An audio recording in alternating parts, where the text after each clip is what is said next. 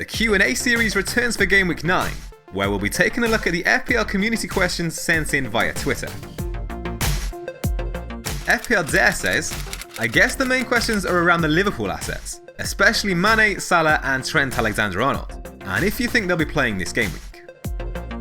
The Liverpool midfielders have both emerged as doubts over the international break, with Mo Salah limping off for Egypt with what appeared to be a slight muscular problem, while Mané is reported to have broken his thumb in training with Senegal. Both are still in contention to play against Huddersfield this weekend, so if you already own either, you can afford to hold on until Jurgen Klopp's press conference later this week, where he'll hopefully provide a more concrete update on the situation. For those of us looking to transfer in a Liverpool midfielder for Gameweek 9, it's also a good idea to wait for further news in the press conference, but we can be quietly confident in Salah being available if the latest reports are to be believed.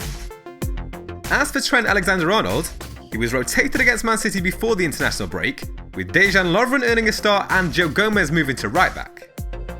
Whilst that is something that we could see again at some point, it seems likely that Trent will come straight back in to face Huddersfield this weekend.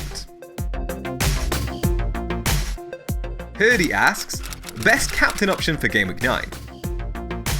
Sergio Aguero is proving to be a popular captain choice for Gameweek 9, ahead of Man City's home fixture against Burnley. But are there any strong alternatives that we may be overlooking? Over the last 3 game weeks, Lacazette has provided 4 FPL involvements, while Harry Kane has been involved in 5 big chances. Aguero has returned just 2 goals from 1 big chance in that time. But the Argentine still ranks top of all players with his total of 13 shots inside the box during this period, and faces a Burnley side that have conceded 9 goals and 13 big chances over the last 3 game weeks. Brighton, Watford, Southampton and Fulham are the only sides to concede more big chances in that time. Bruno asks, is playing 4 at the back the way to go this season, given all the quality available at relatively low prices? You could definitely make the case for starting 4 defenders at this moment in time, with Alonso, Robertson, Mendy and Doherty all offering consistent points, defensively and offensively. One thing to consider though is that you're not taking advantage of both of the really cheap playing defenders, Aaron Wan-Bissaka and Ryan Bennett, who were both priced at £4 million at the start of the season and continue to offer great value as playing, point-scoring backup options. In the midfield and forward positions, you have to spend more money for a player who's unlikely to earn you as many points as those two, and maybe more of a rotation risk. You could also make the point that playing 4 at the back may be less flexible as a formation. For example, we currently do have 4 strong defenders, but will that last throughout the season? And if players in other positions start to do well, do you then need to take multiple transfers to change the balance of your squad? FPL11 asks, Sigurdsson or Richarlison? With a current ownership of over 23%, Richarlison has been the more popular Everton midfielder throughout the season so far, after scoring 3 goals in the opening 2 game weeks. The Brazilian returned to the score sheet against Leicester last game week, while playing in a more advanced striker role.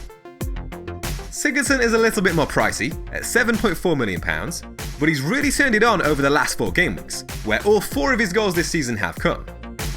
No midfielder has produced more than Sigurdsson's 14 attempted assists during that period, while his total of 6 shots on target is level with Sterling and Salah. Only Hazard with 7 and Pogba with 8 have taken more amongst midfielders. So if you're looking to buy someone in that price range now, you could certainly look to the Iceland international as a differential. But if you already own Richarlison, there's probably no need to look to sell him for the time being. FPL Joker asks, Kane replacement options after the West Ham game? Lacazette, Vardy, Firmino or Glenn Murray? If your intention is to downgrade Kane and bring in a premium midfield option, such as Hazard, Sterling or Salah, then Glenn Murray is potentially the man to look at from that list, considering his cheaper price tag. But Jamie Vardy has had more big chances, shots inside the box and shots on target than any of the other 4 options here, over the last 4 game weeks. And with his kind run of fixtures over the next 6 or 7 games, there's definitely a case to be made for the Leicester forward. And the final question for this episode comes from Bipra, who asks, what to do with Holebas? If I were to replace him, then who'll be the best option within 4.5 million? If you're looking for an option at or below that exact price, you could look towards a defender from Brighton, Newcastle or West Ham, who all enjoy fixture swings around this period, with plenty of favourable matches to come. But for a slightly higher price tag of £4.7 million, Matt Doherty is undoubtedly the strongest contender for a budget defender at this moment, on the back of 3 double-digit hauls in the last 4 game weeks, and with strong underlying numbers to support them. 10 attempted assists by the wingback this season can be bettered by only 3 defenders, while only Maguire has matched Doherty's total of 6 shots on target this season.